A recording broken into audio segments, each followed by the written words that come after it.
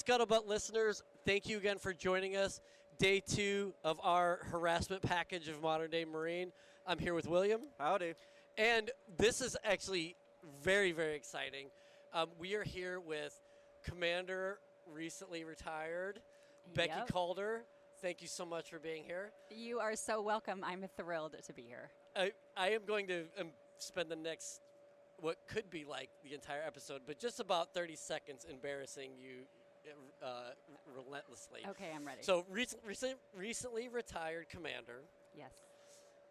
United States Naval Academy graduate, where you were a star basketball player to the point of having your number retired. You don't usually do that. Well, I guess you could be so bad that like we're not ever going to give this number to anyone ever again. That's true. F-18 pilot, 25 million flight hours, and the first female pilot to graduate from Top Gun. Did I capture that correctly? Pretty much captures it. My goodness. And your book is due out when? Not off the presses yet. Oh, man. Well, let me know, because this needs to be in the literary world. But thank you so much for being here. Of course. And then you just had a talk at Ton Tavern here at Modern Day Marine, correct? I did. I was so honored to be asked to speak at Modern Day Marine, and I just finished. Yeah, I don't know why everybody doesn't have you on their schedules to talk. But so I guess what was some of the themes of your talk? Yeah, I was approached a few months ago to come be a speaker here, and I kind of had an open book of what I could talk about, and I think that what I focused on and what I hope people took away from the talk was really geared towards leadership. I am a student of leadership right now. Not as exciting as some of all the stuff here on the show floor. Well, somebody's got to lead us to it, right? Modern Day Marine, but I am in the middle of a PhD program studying leadership. So I am just over halfway done in this program, and so I put together a talk about leadership and how part of my story, I shared part of my story, my experiences, my struggles, and just focused on some leadership ideas that I think are really important in today's military. How cool. Yeah. Could you tell us a little bit about what that... Because you just retired here a couple weeks ago. Yeah. What was that path like? Did you come from a military family? No, and in fact, I spoke on that today. It's a question I get asked a lot, and the only reason that literally I'm sitting in the seat right next to you today is because of basketball.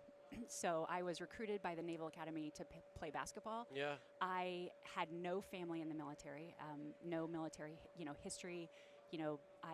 Nobody living in my family had served in the military, and 100% honesty, I knew nothing about the Navy.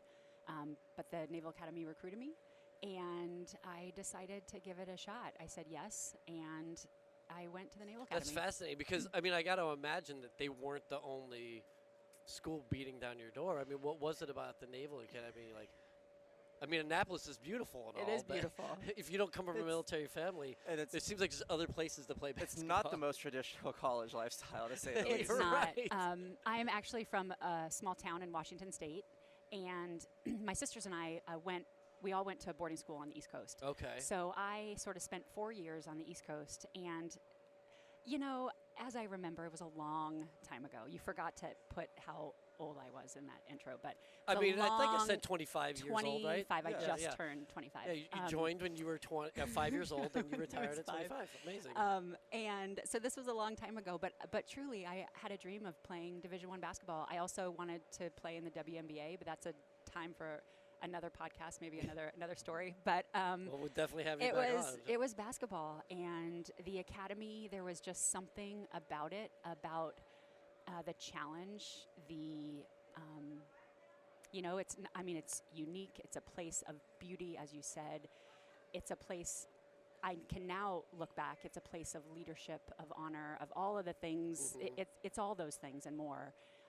And what I didn't realize at the time was it was going to prepare me and get me ready for this life of service that I had no idea I was going to lead. And it also gave me the best friends of my life that I still have today. Cool. So the academy was a wonderful place. And I loved my 4 years playing basketball there. And similarly to the basketball being the reason I joined the academy, I also knew nothing about flying. So people, how I ended up as an F-18 pilot is a different story once again. But This is such an amazing story. So anyway, yeah. Yeah. So Here what I was am. that? Well, so I guess you're at the academy. Was there ever a moment, especially like plebe year, where you're just like, what did I just do? 100%. Yeah. Probably every day. I think it was the people that I was around that made me stay there. It was the friends that I made, and they're still as I just mentioned, 30 plus years later, they're still my people. But oh yeah, I questioned my life choices. I mean, I was only 18, so no one knows what As they're you do. doing As one do. does Yeah. at 18. But there was just something about it. I mean, it was hard. It was challenging. It was an impossible, situation, and I made it through. Yeah. So How cool. And then was it while you were at the academy, you're like, well, since I'm doing new life experiences, why don't I give flying a try? Or was that something that can't happen later? you have to service select something. That was also something that I realized once I got there. I had to be in the military. And so you make your service assignment. And I remember the day. Actually, this isn't a very long story, so I think I have enough time here. It was on the basketball court, and it was with the Deputy Commandant of Midshipmen at the time. His name was Colonel Bolden. And he's this incredible man, an incredible leader. And he came to practice, and we were literally like shooting baskets together. And he just looked at me in the eye, and he said, "You would make a kick-ass F-18 pilot in the Marine Corps." And obviously I didn't go into the Marine Corps, but that You're day, like, I'll see you halfway. we'll Yeah. see you. I'll take your F-18 and I'll raise you Navy. But I remember that day, and I think that as I've reflected back on both my career, now that I'm retired, I have kids now, I have an 11-year-old and a 12-year-old, I think that speaks to the importance of mentorship. And if you see something in someone, because I didn't even know the combat exclusion law had just been lifted. I mean, it's not like women are going around flying a ton of F-18s everywhere. Right. Women had just started to be allowed to be in combat. So this was something that I didn't even think about and didn't even know was a possibility. And he saw that in me, and he told me. And I think that's really important. And I think there's a lot of lessons there for people today and leaders, because people don't even know what they can do. So it was. I remember the day. We just had a guest on earlier, and almost every one of his stories about his service had to do with other people, either lifting him up, watching his back, maybe Covering his overlooking, ass. overlooking some. I mean, we all have those people. indiscretions. We all have them. Yeah, but I think that does speak so much to leadership. I feel like for those who haven't served, there's this misconception that leadership is all about me, and that I'm the guy standing up here leading you. Get on my back, and what. But it really has everything to do with community. It absolutely does. In fact, as a student of leadership now, I mean, I can tell you both academically and like from life experience that leadership is nothing without followers. And there's actually a whole line of theories and studies on followership. And I've really started to really love followership and that idea. But yeah, without followers, there are no leaders. Yeah. So I'm excited both to study it and I've taken a lot of lessons along the way as well from people that I served with, that mentored me, that taught me. I was really lucky. What were some of the obstacles? Because I don't mean to besmirch the service, but That's a great word, yeah. by the way. But there is, there are biases. Spoiler alert. How was that? Because like you mentioned, like we had just lifted some of these restrictions on women in combat and things that you weren't even necessarily fully aware of. What were those hurdles, and how was that, and what was was it persevering made you stronger, or was it ever like, what am I doing? It was the easy answer is it was all of it. Yeah. I think that some of the things I actually talked about today to the audience was about some of those experiences, being the first, at a few things that I've done just by the nature of the time that I started flying when I joined the academy. I never set out to be a first at anything. I set out to play basketball, then get F-18s, and then be the best F-18 pilot I could be. I think all of the noise, all of the biases, yes, I experienced it. It was hard, and there's a phrase, and I actually, if people are listening who were at the talk, they're going to hear me repeat some things, but there's this phrase that other people may have experienced. It's called being the model minority. And, I've learned about that phrase. I've learned what that means. I've learned what comes with that. And it kind of has spoken to and speaks to my experience a little bit. When you're the only one in the room, when you're the first to do anything, there's a lot of spotlight on you. As you were just saying, everyone wants to know what you're doing, how you're doing, your performance. A lot. There's a lot. There's a lot that goes with it. And I think that a few things, when looking back on my service, this was a while ago, I put my head down. We were at war, and I did my job. And I think that I did it the best that I could. I did not do it perfectly. I have those people who have, that are behind me and supported me, and I needed all of the support I could get. But I realize now that one thing, I didn't know it then, but I can look back and I realized that there were sort of two things that I really leaned on, and it was to make sure that I was credible and I was capable. And so and I talked to a few young women who were at the talk today, and they said, what do you do? How did you do it? And I said, if you can just focus, you find what you want to do. And for me, that was basketball and then F-18s. And I just made sure that everything that I did, I was credible and I was capable. And gender had nothing to do with it. I wanted to be the best F-18 pilot I could be, and for me, that meant going to Top Gun. And so I did it. It came with, some spotlight, but that happens sometimes. Yeah. Tom Cruise, he didn't make it to Top Gun without some spotlight. He got some spotlight, and he has some good friends. And he was unsafe. He was. According to Iceman. and he broke rules. Yeah. Well, do you mind digging into some of those experiences at Top Gun for us, lowly non-pilots? Did they issue you a motorcycle right when you got there? I got a motorcycle. Nice. We played a lot of volleyball. Awesome. And all of it. We ride I knew elevators it. on aircraft carriers. I knew it.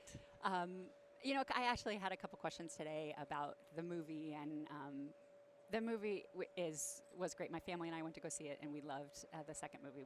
We all saw that together. I think Top Gun, the actual Top Gun, was it's an amazing, center of excellence, as cheesy as that sounds. It is a place where you are expected to become the best at your craft, and the best pilots and flight officers go there and learn to be precise, as perfect as they can be in the aircraft. And you learn to be a great teacher. It's a humbling course. So I think some things that people might not know about it is how, I think the movie and just talking about it, there's a lot of bravado that goes around Top Gun, and I dare say it's the opposite of that.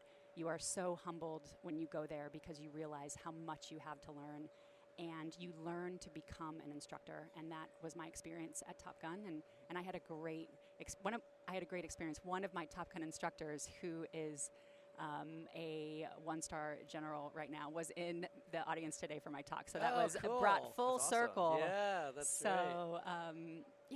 So it's a part of my life, and I'm so honored to both be chosen to go to Top Gun, to have graduated from the program, and to still see it as a center of excellence that it is today. And then do you guys, as we're looking at like sort of joint operations, and again, like no service is going to go at whatever our future conflicts are on their own. Is the focus at these top level schools for pilots, are they focused mostly on that air superiority, air to air stuff, or do you see more like close air support, those types of missions being thrown into? You train to all types of missions. Okay. So I went through Top Gun a long time ago. So let's just, put that out there that I went through the course. When you were 7, right? When I was 7, yeah, actually. Yeah. In 2004, almost 20 years ago. And so the mission has changed a little bit, but it's still, what hasn't changed is that the F-18 is a strike fighter. So it does all the missions. Yeah. So we learn and practice and perfect all of the missions. And you learn to do it and be an instructor at Top Gun. It's so cool. We've learned the process of you becoming one of the greatest pilots in the world. One of? You graduate One top- of, William? Well, there's many. You know, I like to think that The. the United States military trains a bunch of the best in the world as a Touche. taxpayer. Touche, my friend. So, anyway, so you graduate Top Gun. Where does your career go from there? When you graduate from Top Gun, you have a couple of different options, and you can either stay at Top Gun and be an instructor or go to one of the weapon schools, and that's what I did. So I went to the East Coast Weapon School, and I was a tactics instructor there. And then that's a tour, so you teach tactics. Then you go to a squadron, and you're the training officer, so I was a training officer. After that, I actually got to head out to Whidbey Island to help transition the Navy and the Marine Corps doesn't have growlers, but they had the Prowlers.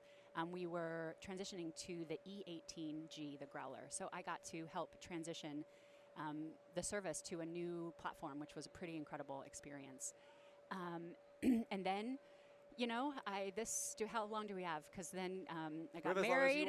We got married. I had 2 kids. Yada, yada, I got married kids. And more importantly, as I said earlier, I am a struggling stay-at-home mom, PhD student, and I've got 2 amazing kids and a dog, and you know, I just try to keep it together every day. Well, that's where my career is. Yeah.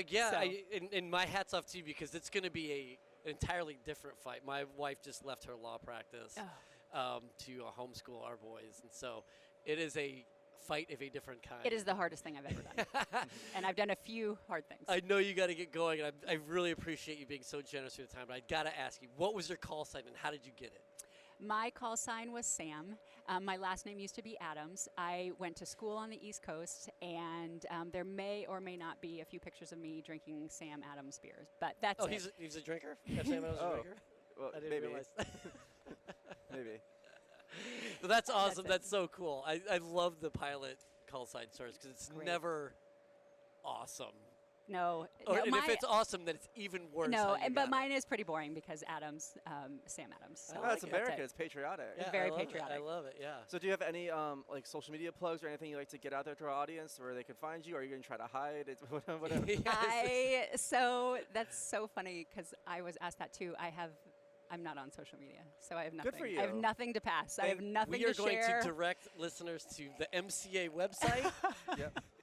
And that's I have where- nothing. I have. We live in Reno, and if anyone wants to come skiing in Reno and in the Tahoe area, I've done it. so It that's is- it. That's a great. It's that's great. Plenty of incentive there.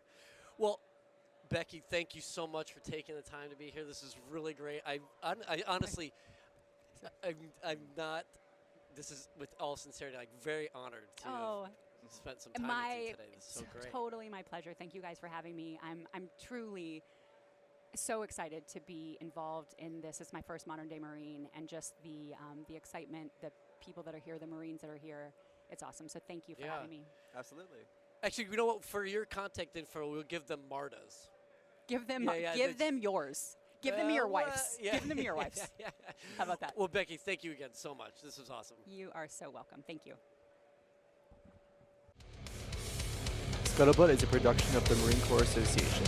I am William Truding, but you've also heard the voices or contributions of Vic Rubel, USMC retired, Nancy Lichman, retired Frazier. The opinions expressed in this episode do not reflect the official stance of the Marine Corps, DoD, or Marine Corps Association.